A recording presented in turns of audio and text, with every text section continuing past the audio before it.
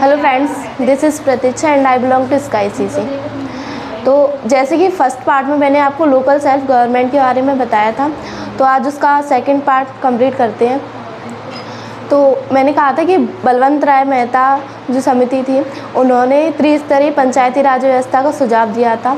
ग्राम पंचायत जो कि ग्राम स्तर के लिए, पंचायत समिति जो कि ब्लॉक स्तर के लिए, और जिला पंचायत जो कि जिला स्तर के लिए थी। और भारत सरकार ने सभी राज्यों को पंचायती राज व्यवस्था अपनाने को कहा। 2 अक्टूबर 1959 को पहला पंचायती राज्य बना राजस्थान का नागौर जिले के बगदरी गांव। फिर उसके 9 दिन के बाद 11 अक्टूबर 1959 को ही पंडित जवाहरलाल नेहरू ने आंध्र प्रदेश राज्य में पंचायती राज व्यवस्था का प्रारंभ किया। फिर इसके बाद एक कमेटी बिठाई, अशोक मेहता समिति, जो कि 1977 को हुई थी। इसमें 2 स्तरीय पंचायती राज व्यवस्था का सुझाव दिया गया था। मंडल पंचायत यानी कि पंचायत समिति, और जिला पंचायत या जिला परिषद, और SC व ST को आरक्षण देने का सुझाव, और ग्राम न्यायालय के गठन का सुझाव दिया गया था।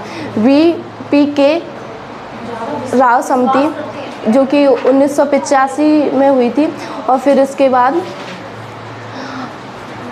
LM सिंघवा समिति हुई थी जो कि 1986 को हुई थी। इस समिति में पंचायती राज व्यवस्था को संवैधानिक दर्जा देने का सुझाव दिया गया, और त्रिस्तरीय पंचायती राज व्यवस्था का सुझाव दिया गया, और ग्राम न्यायालय के गठन का सुझाव भी इसमें दिया गया था, और जो राज्य चुनाव आयोग के गठन का सुझाव दिया गया था। फिर उसके बाद PK धुंगल समिति आई जो 1989 को हुई थी, और इस समिति में पंचायती राज व्यवस्थाओं पर विचार किया गया, और साथ ही इसे पंचायती राज व्यवस्था को संवैधानिक दर्जा देने की बात कही। फिर 1989 को राजीव गांधी के द्वारा 64वां संविधान संशोधन विधेयक में पेश किया गया, लेकिन लोकसभा में पास हो गया और राज्यसभा में पास नहीं हुआ। फिर 22 दिसंबर 1992 को यानी कि 73वां संविधान संशोधन हुआ। उसमें PV नरसिम्हा राव की सरकार थी, और उसमें 22 दिसंबर 1992 को लोकसभा में पास हो गया। 23 दिसंबर 1992 को राज्यसभा में भी पास हो गया, और 20 अप्रैल को राष्ट्रपति ने हस्ताक्षर किए। 24 अप्रैल को पूरे देश में लागू हो गया, इसलिए 24 अप्रैल को राष्ट्रीय पंचायती राज दिवस के रूप में मनाया जाता। 73वां संविधान संशोधन हुआ। उसमें संविधान के द्वारा अनुच्छेद के भाग 9 में अनुच्छेद 243 से 243 O तक का प्रावधान है।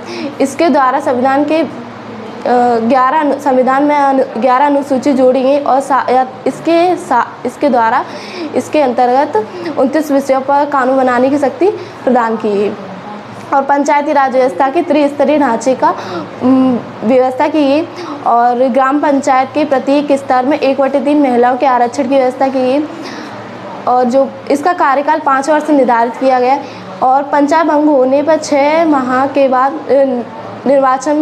चुनाव करवाने होंगे, और हर गांव में ग्राम सभा का गठन होगा। SC व ST को जनसंख्या के अनुपात में आरक्षण का प्रावधान किया गया, और साथ ही OBC का आरक्षण विधानमंडल पर छोड़ दिया गया। और पंचायती राज की संरचना, गांव के उन लोगों का समूह जो उस गांव के मतदाता सूची में पंजीकृत हो। ग्राम सभा में 200 या उससे अधिक की जनसंख्या होना आवश्यक है। ग्राम सभा जो कि वार्डों में बांट दी जाती है according to population. Gram panchayat 2 parts में डिवाइड है। कार्यपालिका जिसमें वार्ड सदस्य और मुखिया प्रधान होते हैं, और न्यायपालिका में पंच और सरपंच होते हैं। कार्यपालिका का काम गांव को विकास की ओर ले जाने वाले कार्यों को करना, और न्यायपालिका का काम गांव में कुछ विवाद हो जाए तो उसे ग्राम स्तर पर निपटाना। फिर इसके बाद यहाँ पर जो सरकारी अधिकारी होता है, ग्राम सेवक, उसे VDO कहते हैं। और पंचायत समिति जिसमें अध्यक्ष, ब्लॉक प्रमुख होता है और उपाध्यक्ष होता है। कुछ सदस्यों को निर्वाचन जनता के द्वारा उस क्षेत्र के लोकसभा, राज्यसभा, विधान परिषद के सदस्य भी हिस्सा हो सकते हैं। और जिला पंचायत अध्यक्ष और उपाध्यक्ष। कुछ सदस्यों का निर्वाचन जनता के द्वारा उस क्षेत्र के लोकसभा, राज्यसभा, विधान परिषद के सदस्य भी इसका हिस्सा हो सकती है और इसमें सरकारी अधिकारी CEO होता है।